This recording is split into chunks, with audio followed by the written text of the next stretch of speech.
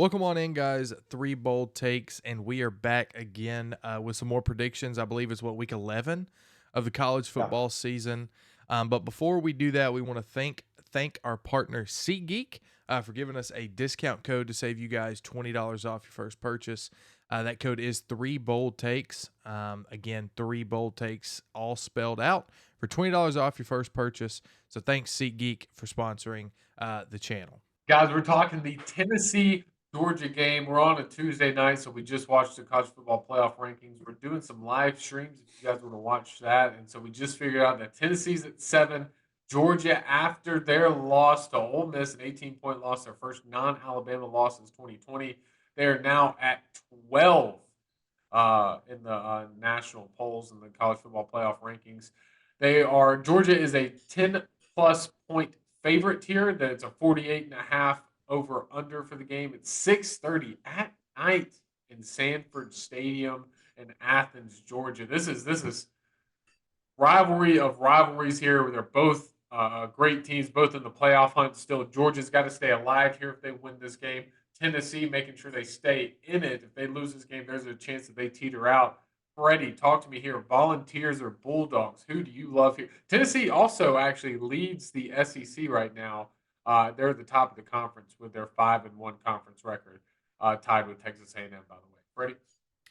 Yeah, so this is an interesting matchup here. Obviously, we don't really know how Georgia responds after a loss because it doesn't happen very often, right? You think Ole Miss was the first team since 2020 to beat Georgia that wasn't named Alabama. So a lot of newness here for this Georgia team this year. I'm looking at the quarterback position for Georgia. Now, Carson Beck, I'm going to give him a break on the interception he threw in the Ole Miss game because the ball was tipped, right? But other than that, there is a clear indication that that coaching staff does not trust him because I think it was 65 to 70% of all passes were at or behind the line of scrimmage in that game.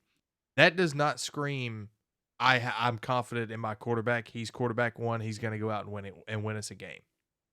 That does not scream that at all.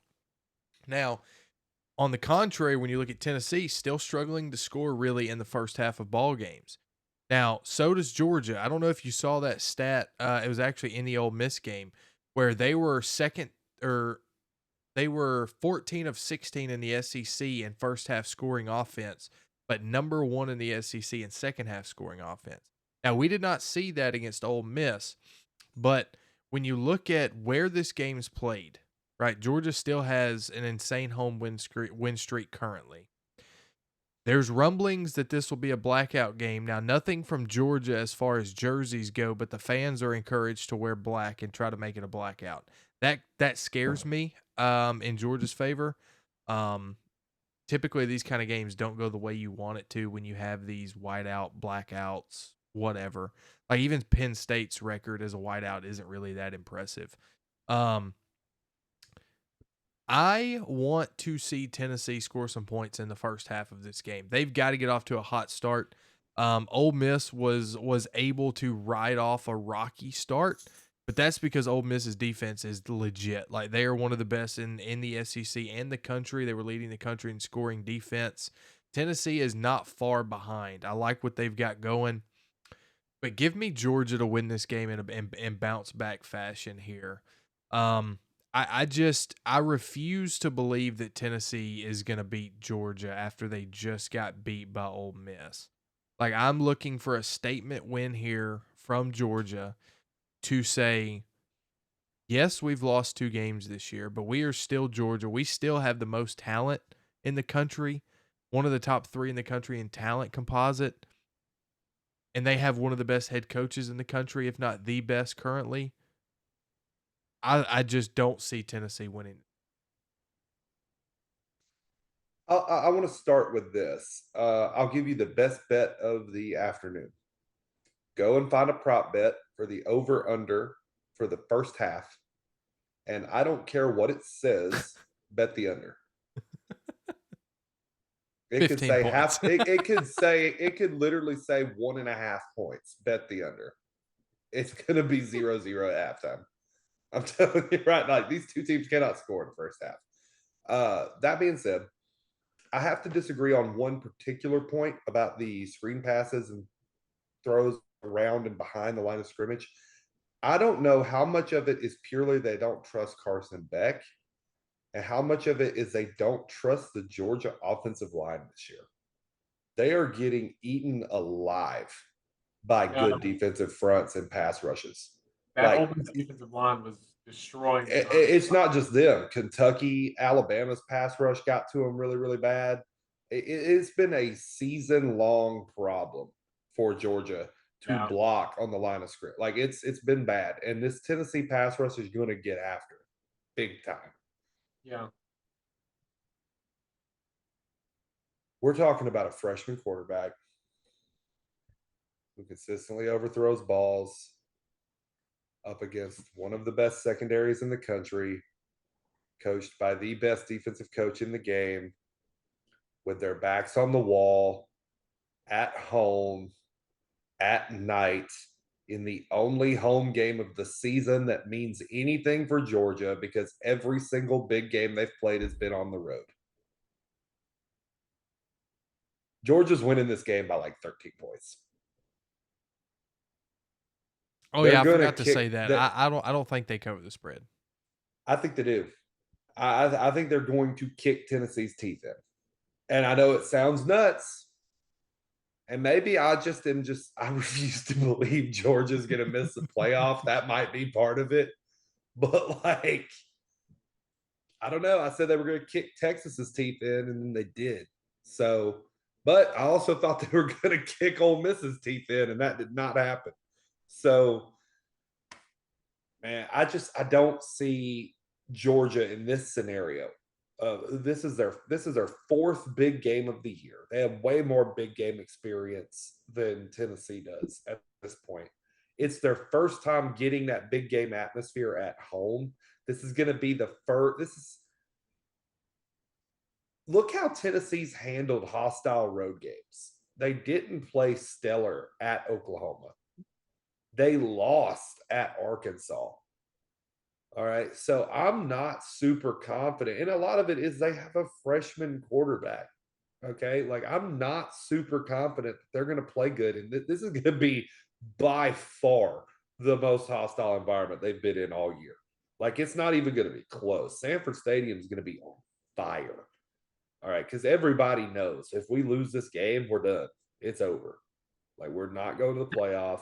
I don't care. All these like Georgia could take 3 loss truthers after what I saw today in the rankings where Georgia's not even in the 12-team playoff right now. They're done for. If they lose another game, they're done. That's what that told me tonight. So I take the Bulldogs. I think they're going to win comfortably. I think they're going to dominate Tennessee on Saturday. I just want Look, to point out, Chase, you preseason said Georgia was going to lose 3 games this year. And people thought you did. were an idiot, that you were dumb, you didn't know ball, yet whatever you want to say. And all of a sudden, we're sitting here where they've got a top 10 matchup at home. They're favored, but they're not the higher seed, and it could be their third loss. Well, and that's actually what I was about to lead in with. So my 3 teams preseason were Alabama, Texas, Ole Miss. I picked against Ole Miss last week after what I saw they did to Texas. And Ole Miss finally had a plan for them. It's a squirrel finds a nut. Yeah, a blind squirrel finds a nut. That's what Lane Kiffin finally did. He hadn't had a marquee win in his career as a head coach. Lane Kiffin finally finds a line of scrimmage. Yeah, he found out that he had to amass probably one of the best defensive lines to ever come across Ole Miss history to have a chance. And that's the thing that I want to point out. Oh my gosh, that defensive line was living in the backfield for Georgia. And I think a lot of it hurts Carson Beck as well because you bring in Travis Etienne's little brother Trevor from Florida, and playing in against Florida, the kid didn't have a great game. He wasn't this marquee running back that you thought, oh my gosh, we need him on the team. He doesn't even have 500 yards in a year, and that's your feature back. He's supposed to be the back for you. He hasn't done anything. The offense as a whole, to put it plain and simple, has been piss poor for Georgia. And this is going to go, and this is what me and Quinn kind of mentioned last week. This goes to show how great this defense is for Georgia to keep them in games when Carson Beck is spiraling, throwing 2 or 3 interceptions a game. It is allowing the defense just be on the field the full game. Without Brock Bowers, without Lad McConkey, we've seen that Carson Beck has regressed a lot. And I even heard that Mel Kiper dropped him from a first round top 5 grade to a day or a round 3 grade. So with all that to say, Georgia has just not been themselves this year offensively. And then we saw they got in a hole with Ole Miss, and even was spotted an interception first drive, but they got in a hole with Ole Miss and they couldn't climb out of it. They almost got in a hole with Florida. Florida lost every remaining quarterback that they had that was on scholarship apparently, and that's the reason they lost that game, which sucks. I think they would have lost the Florida game if DJ Lagway would have been in. I really do. I really do because DJ Lagway in Florida was playing some ball. They had it tied up before he went down with his hamstring injury. But all that to say, Tennessee's a good team. They have a great defensive line. Another struggle that Georgia's going to have to face with that offensive line that they have. They have a couple guys that are going to go first round on this Tennessee defensive line with James Pierce Jr. He's going to be great. He's in conversation to be a top 10, top 5 pick. I think they're going to do some wonderful things. Tennessee's already kind of shown that they can play their game no matter if they're in front or behind. They were behind in Florida. They came back in that game, won in overtime. That was a struggle win against a good rival that both of them hate each other. Alabama, again, they got out, they played their defense, they made Alabama struggle, and they ended up winning that game as well. This isn't going to be a glamorous game. This isn't going to be a pretty game, but this is a game that you can put a rival out. Oh, you're doing it. We're taking the Volunteers in Sanford Stadium to do it. I think Tennessee wins this game over Georgia. Georgia doesn't know how to deal with one loss, much less two in a season. They're about to go back to back, and it's going to be like Jordan in 96, 97, Drake on his song talking to Meek Mill. Back-to-back losses for Georgia at Ole Miss, at home against Tennessee. I'm taking Tennessee in this one. I think it's no-brainer that it's gonna happen. Are you comfortable thinking that Tennessee is going to be able to establish a run game against Georgia? Yeah, I Because think Dylan. Go ahead. I was about to say, if they can't, it's over.